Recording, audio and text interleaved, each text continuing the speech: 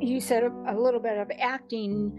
Would you consider acting if a part came along where it was a singer? I mean, it was a country singer, and they needed a character who could actually sing and do the part. Would you consider that? Would you like to do that? Yeah, absolutely. I've always liked acting as well. I like entertaining.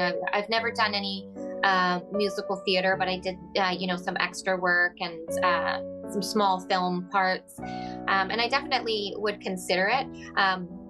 I think at this point in my life, I found it's like so much of my energy has gone into music, but definitely if the right opportunity came along, I would love to just explore a different part of the entertainment industry and work on that skill set a little bit more. I want to welcome you to another episode of Media from the Heart. My name is Ruth Hill, and yes, I'm your host, and I am back. Welcome to 2023. Today, I have a very special episode, as always. My first musician, Melissa Endean is her name, and I really believe you're going to love this conversation. I know I always say that, but this is a really special one. She talks about motherhood. She talks about her dreams. She talks about her unusual connection to Johnny Cash. And this girl, man, I tell you, she's got it together. Beautiful young lady, beautiful mother, and one who is truly making a splash in the music world, even as we speak. So sit back, relax, and enjoy my conversation with Melissa Endean. Here we go. I want to welcome you to another episode of Media from the Heart. My name is Ruth Hill, and I'm your host. And today I know I always say I have a very special guest, but she is a very special guest, and she's a musician. I just love that. Melissa Endean, so nice to meet you. Nice to meet you as well, virtually. Yes. Oh, well, isn't that, I'm so glad Zoom has just become like the way to do all these things. Yeah, it's amazing. I don't know. I don't know what we did before. It was a lot harder before, I know. And Yeah, this one nice thing that came out of COVID is the ability to work with people all over the world on your phone. Exactly. I love that too. Now, for those who may not be aware of who Melissa is, I wanted to just read a little bit about her to introduce her. Hailing from the interior of British Columbia, Melissa Endean was raised in a family of professional musicians that included a grandfather who once toured with the legendary Johnny Cash. From the time that she was old enough to talk, Melissa Endean was on stage making her first public appearance as a country vocalist at just 8 years of age. Melissa released her first EP at just 18 years old as a part of the family band, the Endean Sisters, to immediate success. Melissa is an accomplished performer as well as a songwriter with an immediately recognizable and distinctive vocal style that carries enormous range and power, garnering frequent comparisons to Dolly Parton, Patty Griffin, and Tammy Wynette. And I agree with that. Your voice does sound very much like them. Today, Melissa has achieved notable success and has worked with many prominent names in the industry. Up until 2015, Melissa was an active member of the Canadian music scene, where her prolific and eclectic songwriting style garnered the attention of many notable industry professionals. Her full-length indie jazz album, Authentic, topped Eastern Canadian music charts in 2009, and in 2013, she was selected as a finalist for the prestigious Peak Performance Project in BC. In 2014, Melissa further honed her songwriting skills by writing and releasing the 6-track electronic EP Enlightened under the stage name of, is it Ela? Is that Ayla? Ayla. Okay, thank you. Which was co-written and produced by several people. I won't go into all of their names. However, following this project, Melissa was forced to let her music career take a backseat in order to focus on adjusting to life as a new young mother. Early in 2022, we get to now, after a 5-year hiatus from the music industry, Melissa went back to her roots as a country musician and re-entered the music scene with an unrestrained and unapologetic passion that is reflected in a collection of gut-wrenchingly honest and emotionally pure tracks that speak to the potential of neo-traditional and outlaw country. Within a few short weeks of re-entering the music industry, she was invited to studio by award-winning Nashville producer Dean Miller. Her new EP, set to be released later this year. Is that true still? It's going to be still later this year? We're doing it single by single, but Okay, we're gonna have more tracks coming out this year. Yeah. sounds good. Okay, I just wanted to make sure. Um, will feature a number of raw, gritty, and deeply vulnerable tracks that highlight the full extent of Melissa's songwriting skills and will include the single release, Till We're Dirt, a dark yet catchy song that pushes the boundaries of country music for a completely unique sound. The highly anticipated EP will also include the feature track, God's Gonna Cut You Down, a traditional American folk song made famous by Johnny Cash. All right. So, and also it says that that particular recording was recorded live at the world famous Cash Cabin Studios in Hendersonville, Tennessee.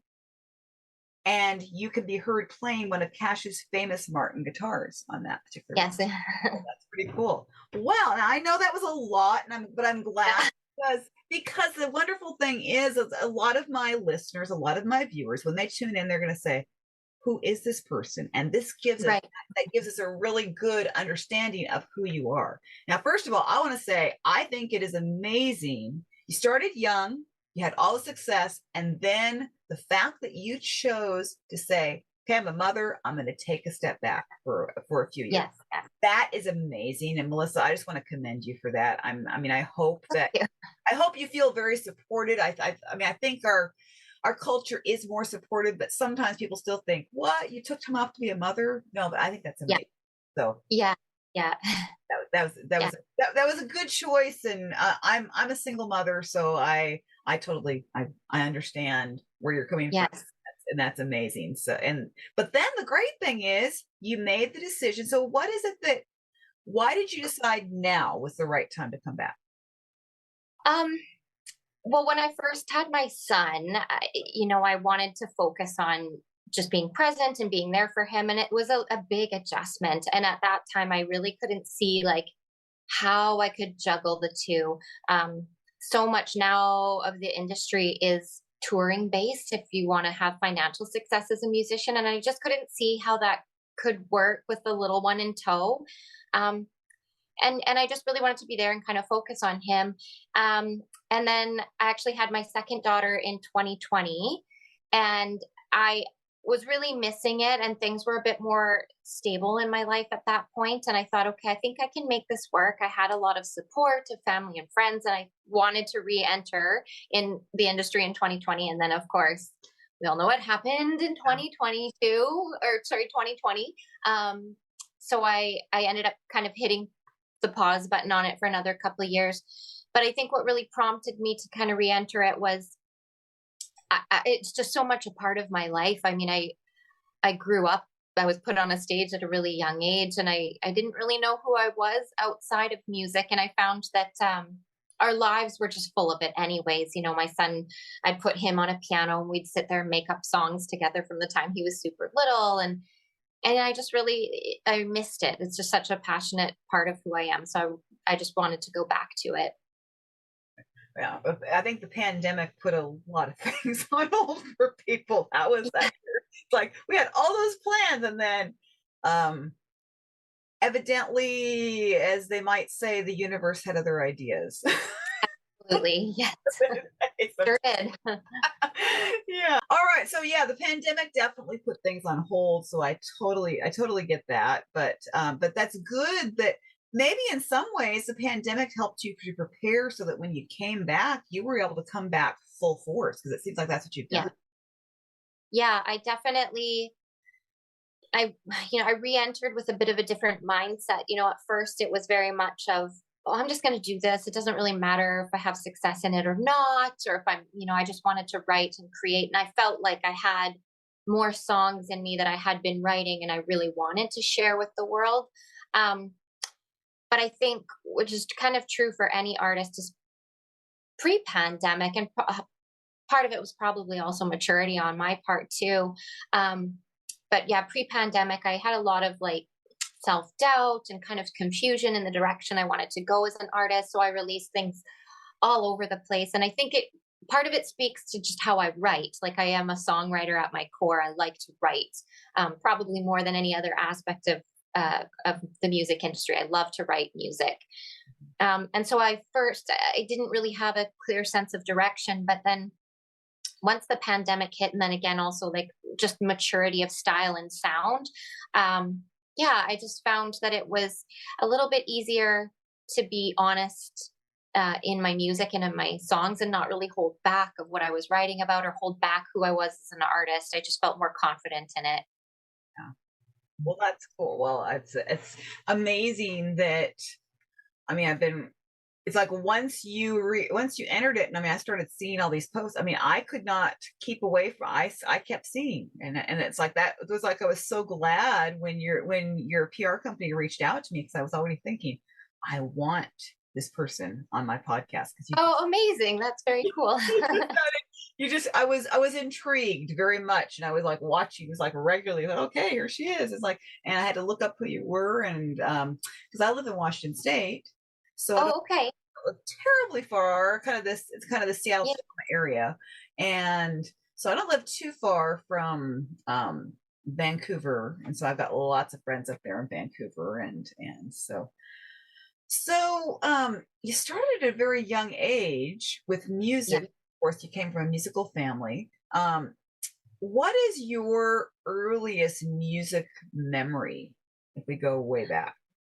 Oh, my earliest musical memory, I definitely can remember. I think I was about 3 or 4, standing on the coffee table at my grandparents' house, and we had, I don't know who they were, but they had a bunch of guests over, and everyone was sitting drinking tea, and my grandma saying, "Liz, get up there and sing Dolly Parton." And so I remember standing on the coffee table singing "Why'd You Come In Here Looking Like That" by Dolly Parton. So that's my earliest childhood memory. Oh, that's cute. I can, oh boy, 3 or 4 year old singing that song. Okay. Yeah. That's great though. Oh my, oh wow. Well, what a cool first memory to have. I mean, I'm also a musician. That's actually what I went to school for, was music. And so Oh, so amazing. so yeah, music is one of those things that was always a part of my life growing up too. I think I think my earliest memory was singing the Old Rugged Cross with my dad, and I was like 2 or Oh, like that. And so I had this, yeah. and they used to have like a cassette recording of it. It was so funny. It was like, Yeah, yeah. that's those days when we had cassettes. Yeah. And we had those little tape recorded machines. Yeah, yes, I remember. Yes, yeah. Okay, yeah, yeah, you get it. I know some people who are younger probably don't, but Yes, yeah. yeah. I definitely remember making little radio shows on like a little tape recorder set, recording it, and yeah. Those were always so fun. I hear, oh my goodness. So so you actually released your first album at the age of 18, right? Yes, yeah. So and that was, so you were a part of the Sisters Act. Like how many sisters are we talking here? I have 2, so I'm in the middle, and I have an older sister and a younger sister. And so we grew up. You know, everyone in my family performed. My grandfather performed regularly as a musician, so we were, encouraged from a very young age to do it. And probably, yeah, around the age of, I think my youngest sister was 10, and we joined something called the Kamloops Youth Performers, and we did a lot of showcasing around. We went to Calgary Stampede, Marymount Music Festival, just around the interior, different music events. So the 3 of us would sing together. And I remember I was probably 13 at the time, and I was really not happy that we were known as the Endean sisters. So there was a lot of really strange band names, because I wanted to give us an edge. Yeah, but yeah, the Endean sisters is what we were known as in our little hometown, and we did our little 3-part harmonies, and yeah, sang together. But my other 2 sisters did not choose to pursue a career, and so eventually it got to a point where I was like, come on, like, let's do this. And they were like, no, Melissa, we don't want to. So then I ended up pursuing it on my own. There you go. So songwriting, you said, is something that's, of course, I mean, Mhm. we know you sing, and also, what instrument you play? Guitar, and what other instruments? I play guitar, piano. I dabble on others, but I'm fairly proficient on guitar and piano. Okay, that's good. And then you write songs as well. You said songwriting is Yeah. something that you really, really love. So when did you Do you remember when you wrote your first song? I do. I mean, I wrote my first like decent song probably when I was like, around 18, 19, that I was confident to perform in public. But I do remember writing a song when I was about 6 that was about some underwater octopus that I can't really remember, but it was probably quite bad. There you go. Oh no, that's great though. So with with songwriting, do you Mhm. have a process? I know I've talked to many musicians. There's all sorts of different processes when it comes to songwriting. Is there a certain way that you go about writing these songs? Sometimes. I just actually started working with a producer here in Canada, and he is a very well established songwriter in Canada, and as well as a producer. And so he's been kind of coaching me and mentoring me in the songwriting process. So it's how I'm approaching it now is quite different from how I historically approached it.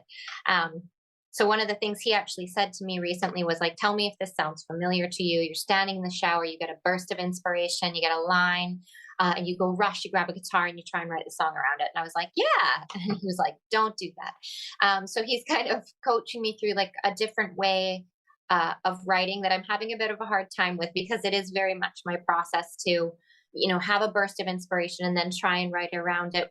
Um, and then what ends up happening within that process is that it either comes together, for me anyways, it either comes together really quickly or it doesn't. And then the pieces that don't come together, if it's a song that doesn't come together quickly, I have now just started looking at ways to actually kind of look at it more strategically and give it a bit more structure, and then work on it the same way I would have, like maybe a university paper, Mhm. which is really hard as an artist to do. But I think I think it does show maturity in your songwriting to look at it more as like a craft, as a skill that can be honed. And there is natural creativity within it, but it is hard because I think we're very conditioned, especially here in the West, that creativity just is kind of this burst of inspiration, and the mad painter just splattering paint on a canvas, and that it just comes like that. But I think there's a lot more, yeah, like skill and development that comes behind it. So I'm trying to focus on that currently, but it does pull away from what my natural process would have been. Well, but I think you're right. That does show maturity because I'm not a songwriter, but I'm a writer, and I know Right. it can be that thing of, oh, I'm just going to write when I have a burst of energy, but Yeah. or inspiration, like all of a sudden, oh, I have this great idea, I'm going to sit down and write it. But as I've gotten older and I've learned that you actually discipline yourself, and it's like, okay, I'm going to Yeah. sit here and write, and I'm just going to write, and I'm going to make sure that I get to this certain point before I stop, rather than, okay, I don't feel like, I wrote for 30 minutes, Yeah. done, but instead of, no, I'm going to keep on pushing through. There is something to be said for that. So I think both Yeah. have merit, but that's Yeah. great that you are pushing yourself to look at some other techniques, because I think in the long run, it's going to make you even a better songwriter. Yes, absolutely. Yeah. And I'm definitely finding that already, just in having a bit more of the structure and the discipline, every morning kind of working through exercises and steps to improve my craft. And I'm able to listen to songs in a bit of a different way, probably similar to the way, like now, as I'm sure as a writer, you read through literature and you're like, oh, this is what they did there, this technique. Whereas like just a consumer of those artistic materials, those are pieces that you wouldn't necessarily see. You're just like, oh, that was a really good book, or that was a really good song. And I'm trying not to grapple too much with, well, this is taking the joy out of listening for me, but it's not. But I'm just learning to listen in a different way to things, and learning to create in a different way. Right. Exactly. Yeah, no, I get it. That's really commendable. I mean, good that you're doing that, because what I remember when I was doing voice was my major, and so I had that, all of the natural skill, all of that. And Yes. but what I remember is that it was so easy to rely on that and not Yes. time, because it's, and I remember my professor saying, no, like if you do that, you're actually going to end up falling behind the people that maybe don't have the same natural skill, but they're committed and they keep working and they're Yes, gonna actually, yep. And so yeah, so I see that similar principle. So, that's good that you're doing that. And I really do yeah. commend you for that. Good Thank you. Yeah. job. So how are you working this with, so you've got two little ones and Yes. all this, how are you making that work?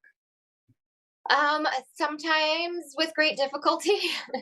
um, but I thankfully have a very good co-parenting relationship with other parents, and so we don't have, I would say, a traditional co-parenting relationship in that, we don't do 1 week on, 1 week off. We're typically at each other's houses every day, and we spend Christmases and Thanksgivings and holidays together in that sense. So, but because it's almost having that separation has made it a bit easier, because I do have time in a day that I wouldn't necessarily have had. And my kids are both in, my oldest is in grade 1 and my youngest is in preschool. So I have a little bit of time during the day, but it has definitely posed some challenges. This summer, I did a tour of Vancouver Island.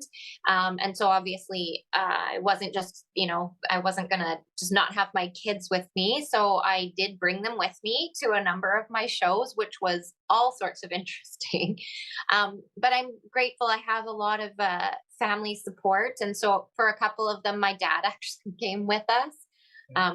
Yeah, so it was like this weird little family road trip when we all just went. And yeah, so I've had to get very creative in how I structure it around them, but it's been really positive so far, and I think it's been really cool for them to see that, just like a different way that you can have a career and as an adult. So Exactly. Yeah. Well, no, that's great. It's good to hear that you have all that support. I think that makes a big difference, because yes, yeah. Because I wouldn't have made it without being a single mom. I would not have made it without all the family support, all the friend support. Yes, it's always a challenge raising a child, especially in this day and age. But you have no support. I don't know. I mean, I sometimes hear about these parents that are like completely on their own and have no support. I have no idea how they do it. I mean, no. Yeah, even with, the family support and with a good co-parenting relationship, it is not with faint heart. Exactly. That's right. So, wow. Well, my goodness, you have accomplished so much. I mean, I see, it's great about your music career, but in so many ways, I'm more in awe of how you're managing. You've got your music career, you've got you're a mom, and you're a committed mom. There's no doubt about that. And thank you. And then also, it just seems like you have such a positive spirit that just comes across. And thank you. and so you also were evidently taking care of yourself. You're not, it'd be very easy in your position. We hear the stories of people who, they are in music or they're in the arts, and then they don't take care of themselves and they just fall apart. And so it seems like you are prioritizing taking care of yourself as well. Yes. And I think that has definitely come out of not taking care of myself and falling apart, and really recognizing that, and really as a mom, especially, that you can't give to anyone if you are falling apart yourself and you're empty inside. So it's again, just like kind of sitting down and creating a song is like discipline and structure. And same with, the music industry in general, right? I found that I almost have to be as disciplined with self-care, which is really hard, because I think at my core, I do tend to be a little bit of a workaholic, and I am definitely a perfectionist, and I set really high standards for myself as a parent and as an artist. And I definitely have had moments where I crash and burn, because I'm setting these really high standards in all these areas of my life that I just can't hold. So it's definitely been a learning process of okay, you recognizing the warning signs of like you're pushing yourself too hard. Now it's time to do those self-care things, and which doesn't come easily. I think definitely for single moms, it's not it's not first nature, that's for sure. So but yeah, I'm definitely getting to a space where I recognize and I'm proficient in it now. Hey, that's good. No, Melissa, I mean, you are speaking my language. I mean, it's like, honestly, I listen to everything you're saying. It's like, oh yeah, I relate to that totally. Yep, I relate to that. The whole thing about workaholic, pushing myself too much, Yeah, not taking care of myself. I mean, all those things. But I have learned, just like what you're saying, you have to take time for yourself. yes, yeah, I think we get to that point, like you're saying, you don't take care of yourself and you see what happens. And all of a sudden it's like you realize, okay, I yeah, can't keep living like this. This is not sustainable. I have to do something different so that I prioritize taking care of myself. So that, absolutely. Yeah, and I can honestly see it in you. I mean, I can see that what you're doing is definitely working for you. I'm not going to say it's perfect. You know, it's probably not perfect all the time yeah. because we're humans and we make mistakes, but I can certainly tell that just even the way you carry yourself, the way that you speak, and just that energy that you give off is Oh, thank you. it really comes across. So so I just wanted to say that, and you know, because I believe that, you know, but I am I'm one who likes to be very positive and encouraging, and so I have it. So I say those those things when I genuinely see them, and I do. So Thank you very much. Yeah. so well, you're welcome. I'm very glad to have you here. It is such a joy. I do want to touch on the Johnny Cash connection that Sure. that you have, because of course, I mean, Johnny Cash, he was an icon, country music. I mean, of course, Yes. Yeah. if you know country music, even all these years after his passing, he is still an icon. And Yeah. so you had a grandfather who toured with him, is that correct? Yeah, so my grandfather was in a band called the Thompson Valley Boys, and I think it was kind of early days, like Johnny Cash was just getting established, and so they were the opening band for him on a number of shows. And our little family claim to fame was that Grandpa's band was actually offered a record deal with the same label he was on, which I think was Sun Records at the time, and they turned it down because and I did ask my grandfather once why did you do that? Because of course we all know what all the artists that were on that label, and it just could have changed the course of his life. But and he was a very, very humble man, and he just said, well, I had your dad and your aunt and they were little, and so and so in the band, he was really busy on his farm because they were a farm band. They're a small town farm band. And so he just, he prioritized different things. But that story it really motivated me to re-enter the music industry as well, because he actually passed this April. He passed away from COVID, and I just kind of, and I know he didn't have any regrets at all. But I just kind of had a moment of like, well, Grandpa, he chose to prioritize his family over a career, but which is, I think, was the right thing for him to do. But I was like, if there was a way to do both, and then you could give your kids that example as well. Like, I wonder if I could, if I could do both, maybe I should try. So Yeah.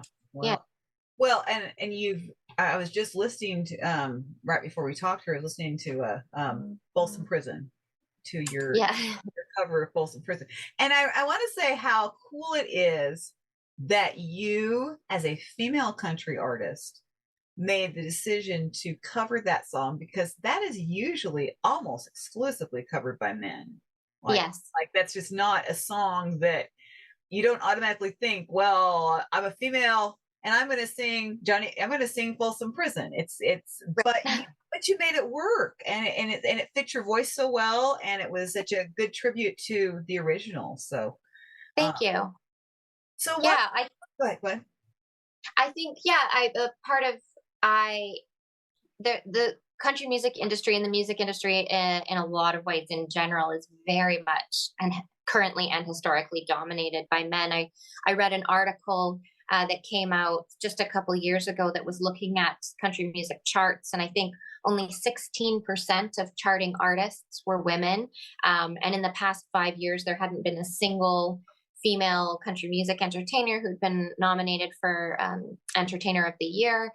And I've always just loved Johnny Cash. I've loved his image, and just the core and the essence of who he was really came through his music. And spending time in Cash Cabin Studios, you could see that his presence was just kind of everywhere. And I've always felt just kind of an affinity with that. I really, and I think that's why he's so popular. So many people really recognize that kind of internal, deep spiritual struggle. And that really resonated for me.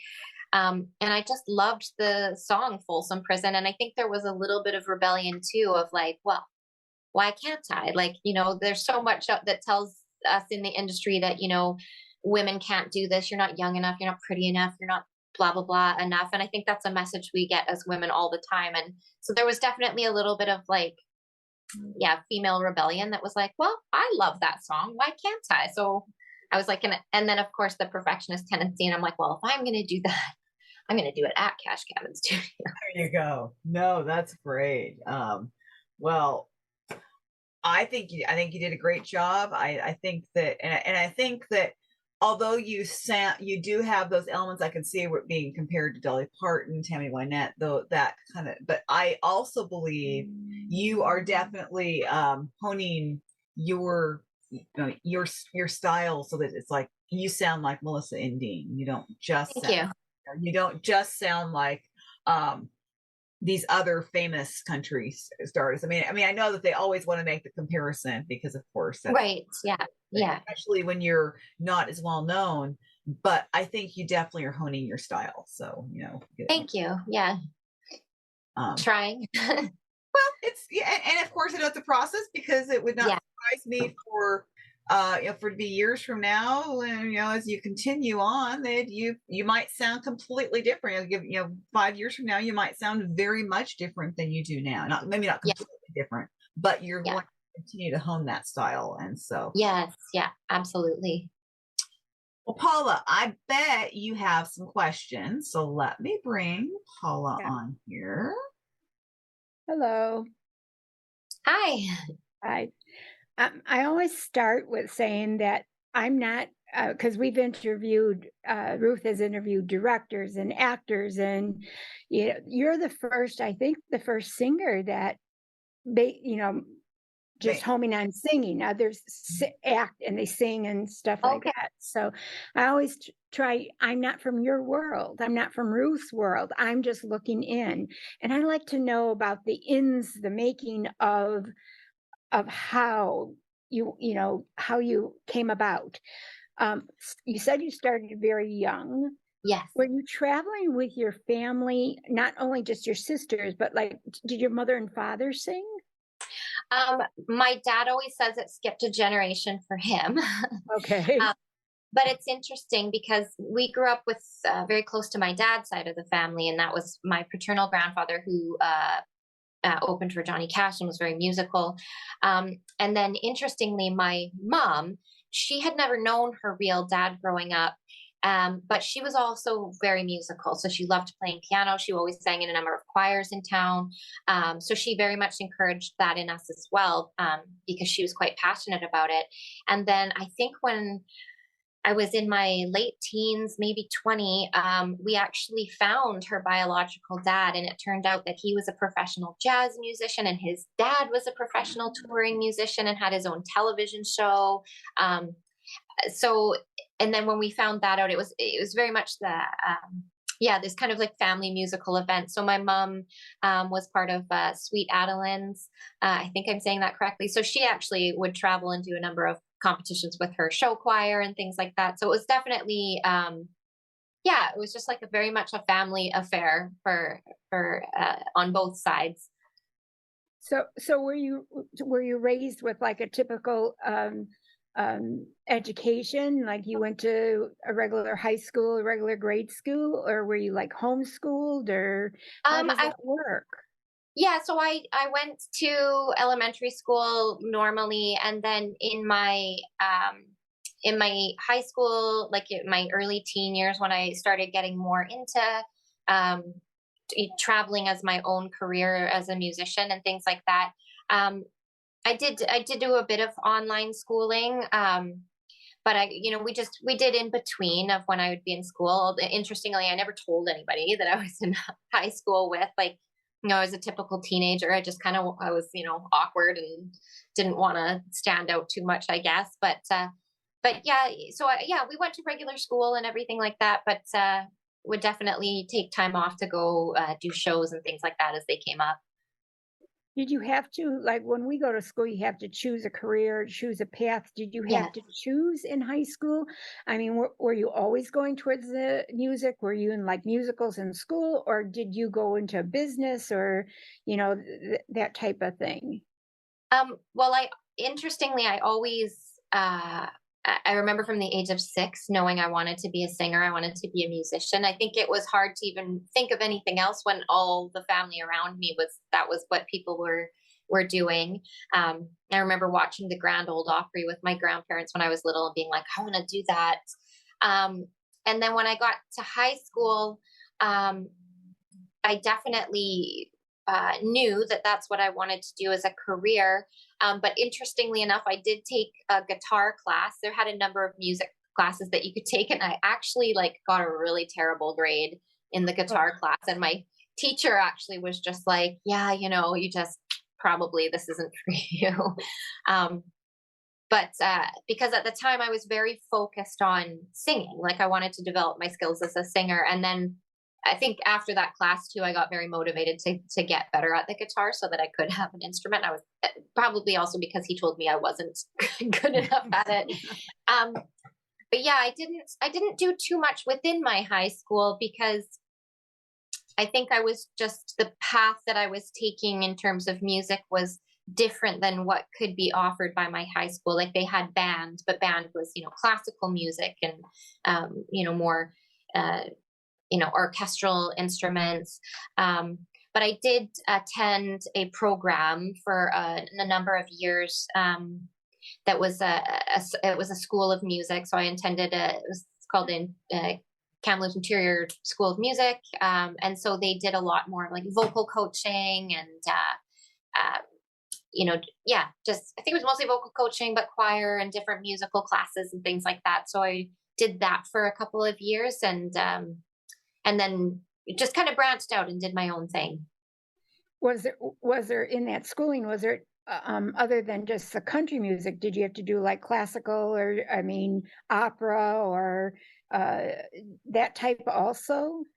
Yeah, so I got a lot of vocal training in uh, Okay. jazz vocals. So I would go and they'd have like the big orchestra of the jazz songs, and I would be the vocalist and sing for shows and stuff like that around the city. And yeah, and I actually I loved singing jazz, but my heart was always in kind of in country music, which there isn't a lot of kind of traditional coaching in country music, which is I think why I loved it so much because it was so raw of a genre.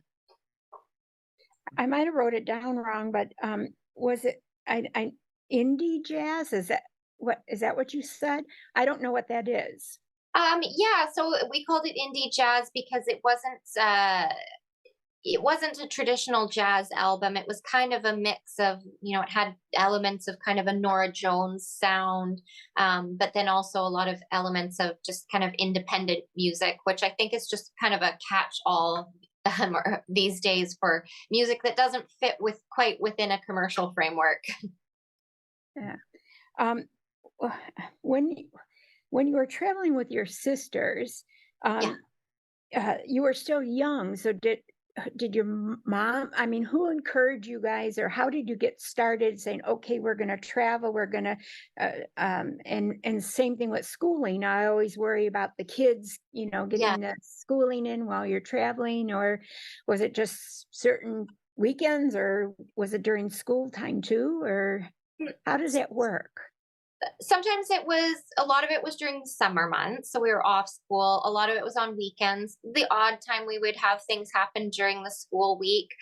My mom's a teacher, so that was definitely helpful. So I definitely did a homeschool program at one point in my teen years that my mom was the teacher of. But it was more when I started doing it seriously in my teen years, and I was doing some other things at the time too. I was with an acting agency, so I would go and do different gigs for that within that agency. But it was definitely like I would push really hard, and it was like I'd almost have to beg my parents. I was like, please, let me do this. And um so my dad would definitely, like, he would often drive us to these different events and things like that. But I think having my mom, who was a teacher, it was definitely helpful, because she always was very much, which I resented, but now also appreciate, was she was like, you have to have a plan B. Like, music is great, do it, have your career, but you need an education. So I did end up staying in school and getting my bachelor's degree in psychology. I was going to ask that because most every father or mother says you have to have a backup plan. Yes, yes. So you did have another field to go into. Yes, yes. And I think that was helpful for me re-entering the music industry, because I knew that if it didn't succeed, I have something to fall back on. I'll be able to support my kids. I can work as a counselor. So I worked as a child and youth counselor while I was raising my son when he was really little. So I'm thankful that I have that. And also, my mom was just really great at instilling that no matter what, education is, it's never a waste. And it's something that can't be taken away from you. Whereas, the music industry is kind of a fickle lover. It's a lot of this. It's up, it's down. It's whatever the flavor. It can be whatever the flavor of the week is, and it takes a lot of work. And I was talking to. I had an email from Steve Buckingham, who's Dolly Parton's one of her producers, and he described it in a really wonderful way. He said, very few people, I think how he said it was, very few people get through the eye of the needle to make a lasting career in it. And obviously that's what we're all working for and we're all striving for. But I think it is good to know that there is a safety net, especially as a single mom. Like, I wanted to make sure I had a safety net for my kids, just in case. Yeah.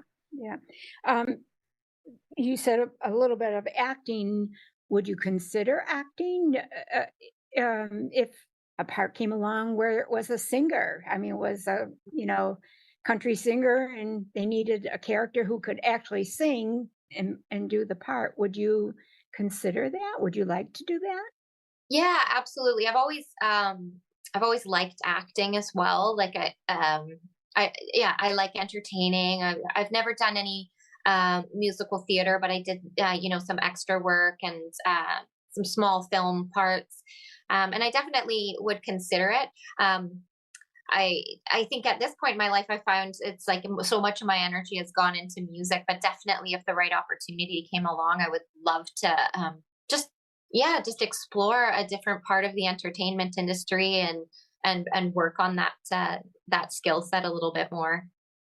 I always at the end, when we're interviewing the actors or whatever, I always ask them, like, if you were making a classic movie, what would the movie be? But for you, being a singer, if you could act as one famous woman singer, who would that be? Loretta Lynn. Okay. Definitely Loretta Lynn. Yeah. I mean, I love Dolly Parton too. But I've always really admired Loretta Lynn's life and her career path, and just how unapologetically trailblazing she was. And and just, she was so authentically herself. I think a lot of people, when we enter the industry, we approach, a lot of people, you approach it as a business and, create a brand. But I think what made Loretta Lynn so unique is she just went and was herself, and she was, like, so unapologetic about it. And I've really admired her career and what she did for country music. So if they ever made a movie about her and they needed an actress, I would Sign me up. Yeah. Have you ever considered, because I don't know, because you're in Canada, I'm here in the States, did you ever consider going down into like Dollywood area or Memphis or Nashville? Have you thought of venturing? Yeah, definitely. I spent some time in Nashville when I was recording the Johnny Cash songs. And I had planned to go back down this month actually to do another Nashville trip, but I think I'm going to actually postpone it because I have to do a music video here during the same time frame. So I think I might push it to maybe the new year so that I can finish up this project. But I definitely would like to get back down to Nashville and spend a bit more time down there, just in the music circuit, performing and getting my name a little bit more established in that area for sure. You mentioned music video. Is this your first one that you're doing, or have you done others? I've done others in the past with different projects. So this is my first music video since coming back. So it's my first video since, I think the last one I did was in 2016. And that was for kind of an electronic dance project under the stage name of Ayla. So this will be my first one for this project. And it's going to be a music video for the single that I just released, Till We're Dirt. So I'm really excited about it. It's got kind of like a really unique storyline, and I think I found a really great film company here in BC that we're working together to get it done. And the director had some really great ideas of how to make the story come to life. So I'm really excited about it. This is new about the video. So how does that process go? Did you look for them, or did you have their song? Did you look for someone to do it, or did someone come to you and say, "Hey, I think that should be in a video"? So I had the song recorded and released, and I knew that I wanted to do a music video for it. And then I actually was lucky enough to receive some grant funding through Creative BC, which is it's a program in British Columbia that funds the arts. So I kind of scouted out a number of film companies and entered into talks with Mastermind Studios, which is I think it's the only major film studio outside of kind of, Hollywood North in British Columbia. And I just really resonated, like the director was great. What he said really resonated with me just on a personal level. And so I had actually already developed the storyline of what I thought would be the video. And then Creative BC was like, we love this. We're going to fully fund it. Just find the right film company. So how do, because it's almost like writing a book. How did you develop? I mean, in your mind, you already knew that, okay, these are the words. This is what I want to do. I want to be by a river. I want to be by a mountain. I mean, yeah. How do you do that, or did it just fall in place? It was one where when I had written the song, it definitely has a storyline to it. And so I had images in my head, and then I was listening to the song, trying to come up with an idea. And it definitely was one of those moments where the story just kind of came to me pretty much fully formed. And then it took, a couple weeks of like sitting down and writing and rewriting kind of a script for it and a video treatment, which probably will get tweaked a little bit more as we actually sit down and filming, because it's a little bit complex in terms of the imagery and things like that. But yeah, it definitely came to me quite quickly of how I wanted that story to play out. Now, you said your little one, are you encouraging him to want to sing or to want to play an instrument? I mean, you're not a stage mom. I mean, Yeah. you Yeah. live that life. Would Yes. you would let them just go on their own, or if they approach you and say, how do we do this or whatever, would you ever think of singing with them or making a video with them or Yeah, encouraging? it's funny. My son definitely came out very, very, very musical. And I always said, I was like, I don't want him to be a musician because I love it. I absolutely love it. But like I said before, I feel like a music career can be a bit of a fickle lover. And there's definitely easier career paths that are out there. But my son is very naturally gifted. He has just perfect pitch when he sings. He goes and picks out things on the piano. But I've always been, he's 6.5 now. And I've always been very much like, I don't want to push it on him.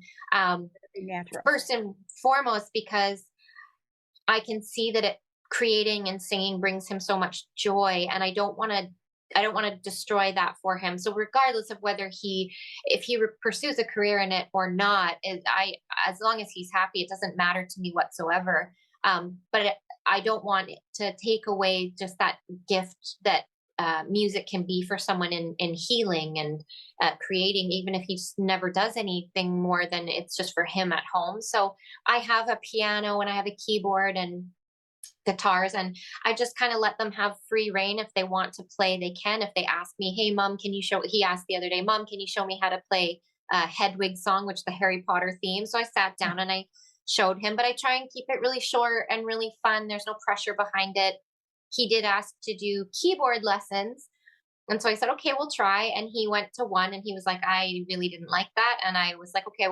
And I could see halfway through he wasn't having a good time. So I just said, okay, we'll finish the class, but you don't have to go back. So I just try and make it's very self-directed for them, because I think as somebody who is very passionate about it, it's very easy for us to see a natural talent in our child and go, oh my gosh, I can give you all these opportunities and I can guide you and you can have, but I'm like, I try to be cognizant of the fact that he needs to be self-directing if that's the path that he wants to choose. Otherwise it takes the joy out of it. Yeah. I want to just thank you so much. This has been very interesting because I had no idea what I was going to ask or whatever, because we've never had a musician on. And I was told Ruth before you came on, I was quite worried, but this has been so much fun and so very interesting. And I thank you for participating. Oh, thank you so much. Well, thank you so much for the thoughtful questions. It's been really awesome to chat with you. Thank you. Paula, you did a great job. You don't have anything. Yeah, no, that was amazing.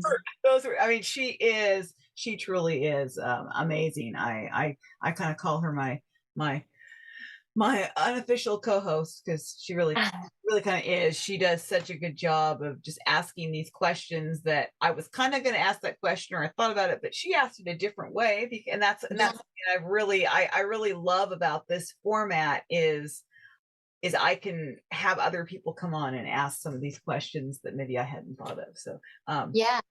So if you could collaborate with a dream collaboration on a project, who would you pick? Dolly Parton. Right.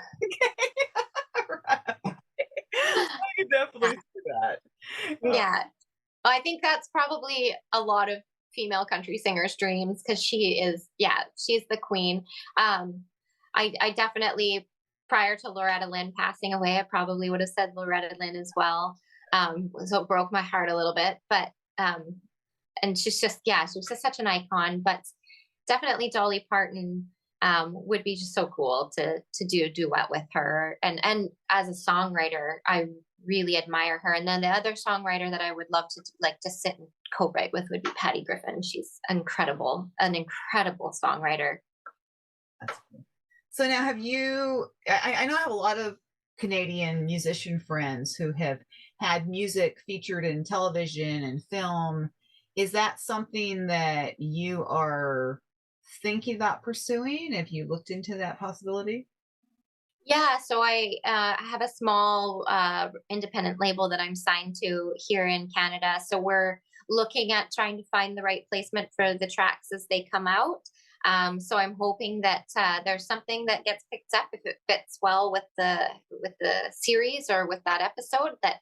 So I'm hoping that that's something that could be coming down the pipe. So I guess we'll just have to see. Well, yeah, it's because I know that a lot of my friends up there have had music like featured on Hallmark. I've got a lot of connections with Hallmark, and Yes. so that's actually why I first started reaching out to musicians many years ago, is that their music started appearing in Hallmark, and so, but now there's so many series that are shot up in Vancouver. So Yes. many, I mean, it just blows my mind. And then you've got Ontario picking up. I mean, there's just so much out there. Canada, the film and TV scene is just like blowing up like crazy. Yes. And so, well, good luck to you on that, because Thank you. we'd love to have your music, I mean, as you would, but definitely we'll be hoping that in the new year we hear your music featured on a series or a movie or something. That'd be really cool. I hope that works. Yeah, that would be amazing. Yeah, for sure. Yeah. Well, Melissa, I have so enjoyed getting to chat with you. It's been a joy. You've shared so much, and I think that it's been neat to hear you share so many things. It's like, yep, I know right what you're talking about. It's like that's always neat when that happens. And so, Yeah. so this has been a joy. I thank you for your time, and of course, Paula, if you'd like to, you were the one that came on, and so if you want to express your appreciation to her, feel free. Yeah, I'm so glad I speeded home from Buffalo. Oh, I was an hour away and I didn't want to miss it. So wow. Thank you so much. yeah, and I'm so glad I did make it. And thank you again very much. Yeah, thank you. Thank you both for having me. It's amazing. It was wonderful to chat to you both, and I so appreciate it. It's great to sit down and talk to people about your craft, because I think sometimes as an artist you never know, especially with online. I'm like, I don't know if anybody's listening or not. So yeah. It's been great. Yeah, thank you very much. Well, Thank you. Well, I was my honor for sure, and thanks for being here, and have a great rest of your week. Thank you. Thanks very much. Nice to meet you both. Bye-bye. Bye-bye. Bye-bye. What a joy it is to be back, and Melissa's just the perfect person to bring us all back into 2023. I really do hope that you enjoyed listening to her give her story. I really am so thrilled to be back. I've missed you guys. Lots more excitement coming up. If you liked this episode, please let me know about it. I'm always open to suggestions, your comments, no matter whether you liked it, whether you didn't, let me know how I can improve. And if you did like it, it'd be a joy and honor if you would go and follow me on Apple Podcasts and review it for me. That'd be awesome. If you're watching this on YouTube, it'd be great. Also, if you would give me a thumbs up, subscribe. I'm doing some great things are coming up. So we're kicking off 2023. I know we're into February, but we're kicking off 2023 with a bang. And I am so excited. Many, many more episodes to bring. So please join my Facebook group also, because there are going to be new episodes being recorded very soon. So thank you so much for your support, your kindness. And I look forward to seeing you on a future episode of Media from the Heart. God bless.